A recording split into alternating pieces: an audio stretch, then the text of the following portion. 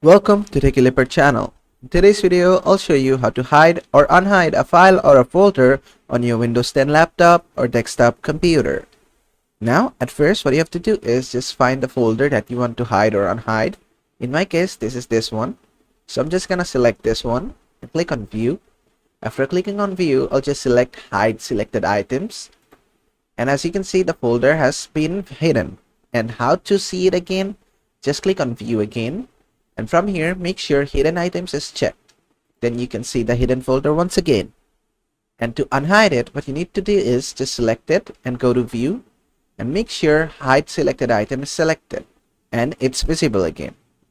That's basically it. That's the basics. And that is how to hide or unhide folders or files on your Windows 10 laptop or desktop computer. I hope this video was helpful. If it was, please give it a thumbs up and don't forget to subscribe.